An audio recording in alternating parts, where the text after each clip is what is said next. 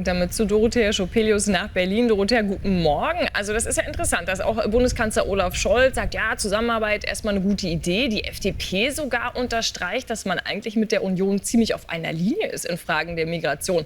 Werden die Grünen da jetzt ausgebotet und was bedeutet das überhaupt für die Ampelkoalition?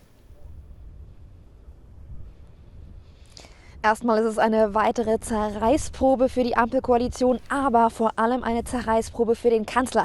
Denn der Kanzler muss nach der Tat in Solingen zeigen, dass er handeln kann und wird, kann dementsprechend diesem kraftvollen Auftritt vom Oppositionsführer Friedrich Merz, das muss man einmal so benennen, nichts wirklich entgegensetzen, außer ihm eben die Hand zurückzureichen und mit ihm zusammenzuarbeiten.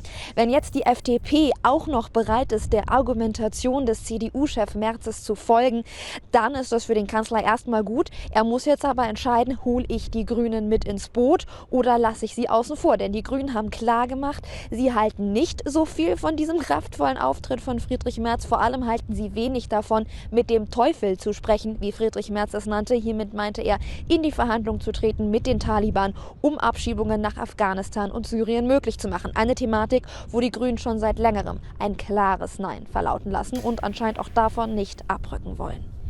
Dorothea, nun wird aber auch über den nationalen Notstand diskutiert, dass der ausgerufen werden müsste. Friedrich Merz hat das ins Gespräch gebracht. Aber was genau würde das denn bedeuten? Dem Kanzler entgleitet das Land, so sagte es Friedrich Merz, setzt ihn mit diesem Asyldeal enorm unter Druck und ist sogar bereit, eine nationale Notlage auszurufen. Das würde bedeuten, dass das nationale Recht über das internationale Recht gestellt wird.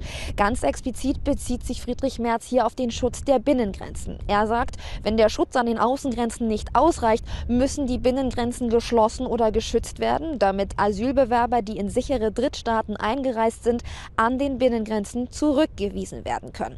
Als ein Mann Europas, der Friedrich Merz im Herzen letztendlich ist, wird das keine einfache Aussage, keine einfache Entscheidung für ihn sein. Aber es scheint ihm eben enorm wichtig zu sein, staatsmännisch und kraftvoll aufzutreten vor diesen wichtigen Landtagswahlen am 1. September. Das dürfen wir hier nämlich immer nicht vergessen. Natürlich ist die Betroffenheit über Solingen groß und ich kaufe den Politikern natürlich ab, dass sie handeln wollen.